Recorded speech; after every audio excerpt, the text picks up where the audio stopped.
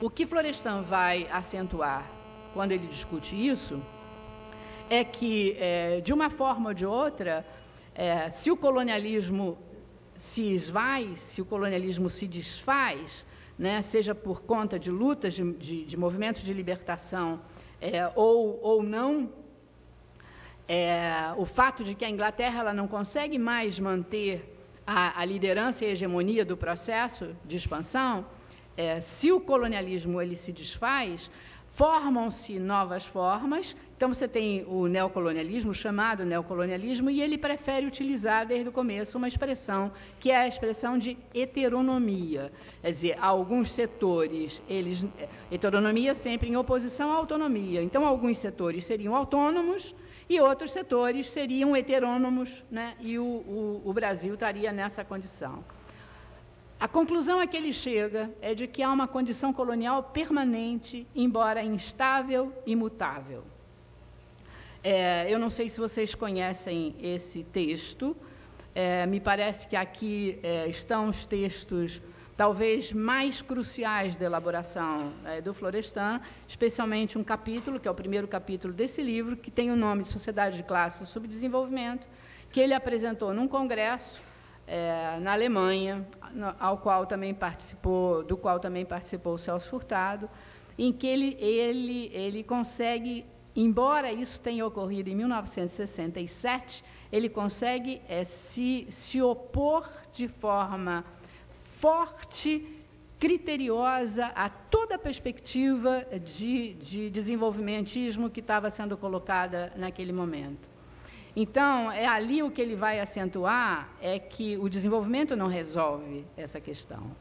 Eu chamo a atenção especialmente para a leitura da nota 2 desse capítulo. Não adianta eu dar a página, porque as edições elas se sucedem e há diferenças de paginação, então não adianta. Mas é a nota 2. Na nota 2 ele diz o seguinte: é uma condição colonial permanente, embora instável e imutável. Está claro que essa condição se altera continuamente. Primeiro, ela se prende ao antigo sistema colonial. Depois, se associa ao tipo de colonialismo criado pelo imperialismo das primeiras grandes potências mundiais. Na atualidade, vincula-se aos efeitos do capitalismo monopolista na integração da economia internacional. Ela se redefine no curso da história, mas de tal modo que a posição heteronômica da economia do país, em sua estrutura e funcionamento, mantém-se constante. Portanto, em Florestan Fernandes, essa condição de heteronomia, ela só faz sentido porque ela é referida a uma autonomia existente no sistema de expansão do capitalismo pelo mundo. Trata-se de uma autonomia capitalista, geradora de heteronomia capitalista. A responsabilidade não é, como vamos ver se nós chegarmos a discutir, por exemplo, todos os modernizadores, a chamada teoria da modernização, a responsabilidade não é dos países que se atrasaram.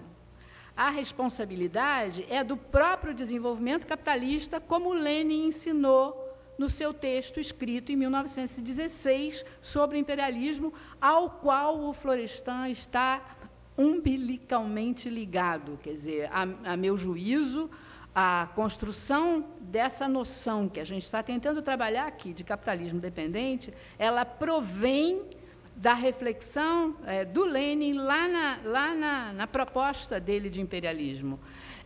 Curiosamente, costuma-se dizer que o Florestan ele é um funcionalista, quando o estrutural funcionalismo, a construção que foi feita por eles, é a construção exatamente da modernização, que diz que nós somos como somos, porque somos atrasados num processo que seria o mesmo processo de desenvolvimento ou de modernização.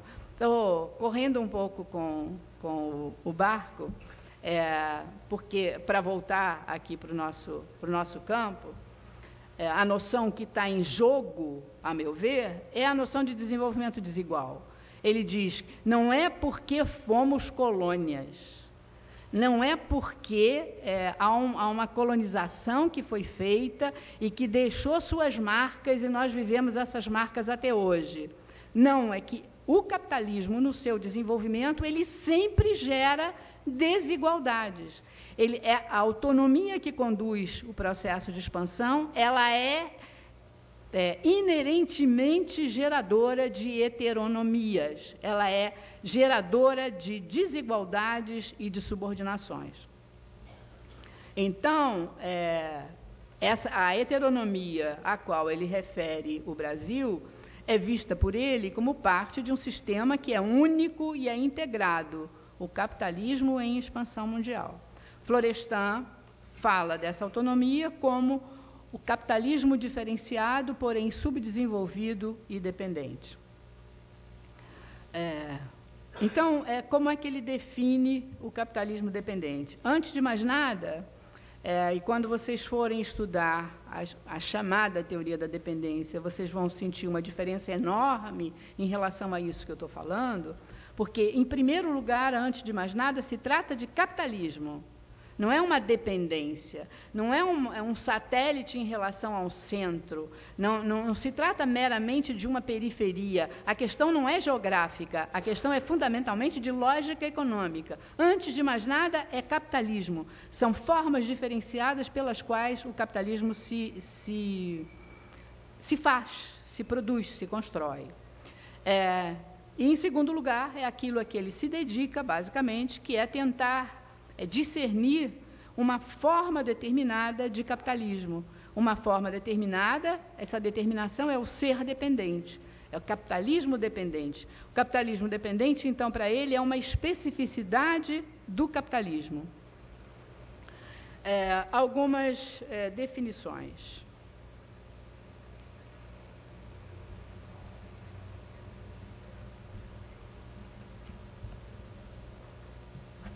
Diz ele o seguinte, ainda no texto Sociedade de Classes e Subdesenvolvimento, que para mim é um texto-chave.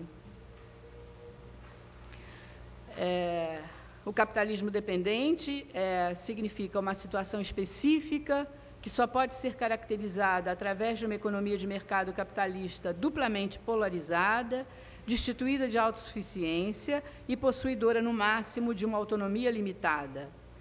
A dupla polarização do mercado suscita uma realidade histórica nova e inconfundível.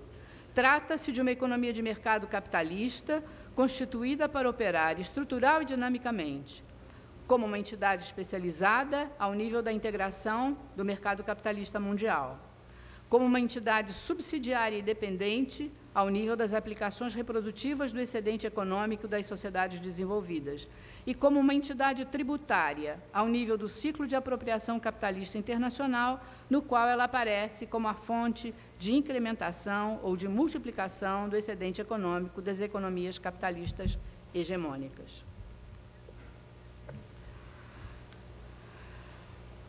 A forma periférica e dependente do capitalismo não é apenas satélite. Ela é a forma que assume essa heteronomia no capitalismo, na fase monopolista do capitalismo, que é sob o capitalismo monopolista.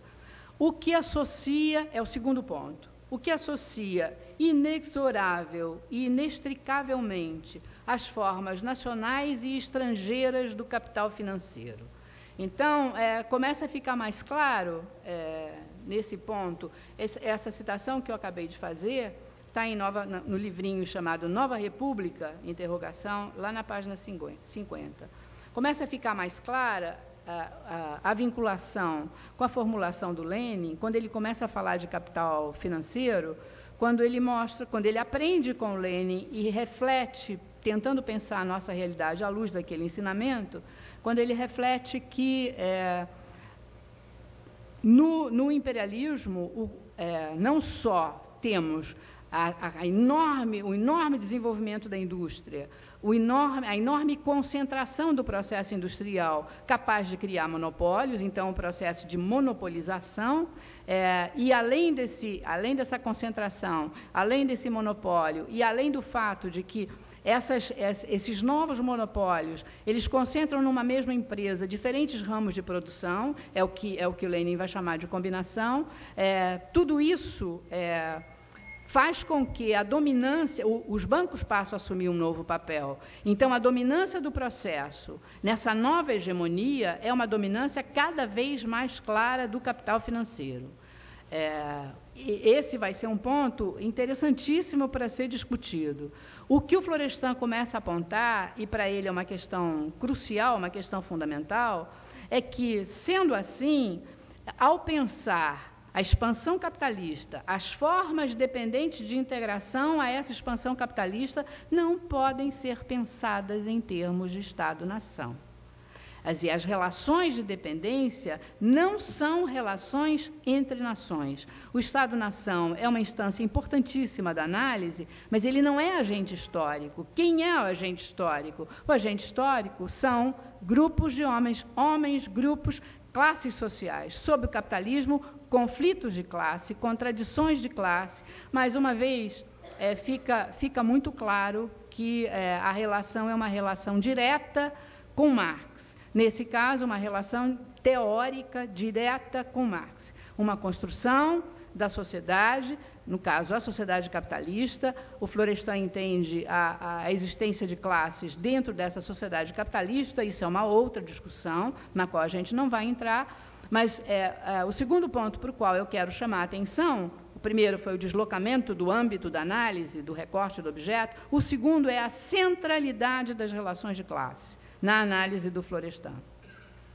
O universo da análise é o capitalismo em expansão, mas o que move o desenvolvimento do capitalismo, ou melhor, o que move essa expansão do capitalismo são as relações entre as classes sociais e não relações entre nações. A explicação sociológica do subdesenvolvimento, diz ele, deve ser buscada.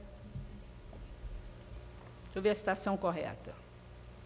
A explicação sociológica do subdesenvolvimento econômico teria que ser procurada no mesmo fator que explica sociologicamente o desenvolvimento econômico sob o regime de produção capitalista. 2 pontos. Como as classes se organizam e cooperam ou lutam entre si para preservar, fortalecer e aperfeiçoar ou extinguir aquele regime social de produção econômica. Quer dizer, o fundamental para poder explicar a sociedade chamada subdesenvolvida ou em desenvolvimento, teria que ser buscada essa explicação no mesmo ponto aonde se pode conseguir a explicação das sociedades chamadas desenvolvidas ou, no caso, autônomas, que é como que as classes se organizam, como que elas se juntam, se ajudam, cooperam entre si para manter e aperfeiçoar o sistema, ou como elas combatem umas às outras para poder transformar o sistema. Para Florestan, então, a história não se faz. A história é feita pelos homens. São os homens que fazem a história, mas não a fazem como querem. O texto do Florestan é assim: a história é feita coletivamente pelos homens e sob o capitalismo, através de conflitos de classe de alcance local, regional, nacional e mundial. Brasil em Compasso de Espera, página 62. Concluindo, aspas, a história nunca se fecha por si mesma e nunca se fecha para sempre. São os homens em grupos e confrontando-se como classes em conflito que fecham ou abrem os circuitos da história. Ele está falando isso em plena ditadura no Brasil, texto Circuito Fechado, introdução, página 5. Isso traz consequências teóricas e políticas imensas, como a gente pode facilmente notar, né? É toda uma oposição que ele vai fazer às propostas tão comuns a toda uma parcela importante da esquerda, as propostas dos partidos comunistas à frente delas, que era, no caso, a necessidade de integração nacional com os setores do trabalho e da massa da população aderindo às propostas do suposto empresariado nacional, o mito da burguesia nacional, que, uma vez constituída essa união, se teria forças para poder enfrentar algo que era o inimigo que estava do lado de fora. O inimigo não estava do lado de dentro. Quando Florestan coloca a centralidade das relações de classe, a consequência imediata é mostrar a extrema importância que tem a burguesia local.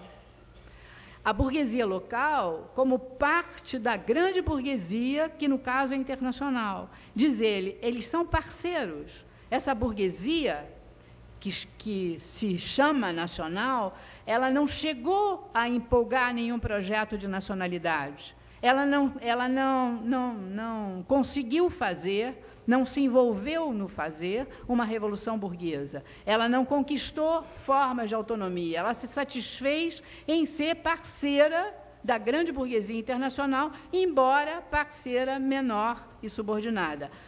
A ênfase é assim, ela é parceira, menor e subordinada, mas parceira. Quer dizer, a ênfase é que ela é parceira. E na hora que há um processo de transformação mais profundo, a união se dá entre as frações da burguesia, a burguesia local e a burguesia internacional, e não a burguesia local com o trabalho e com a massa da população.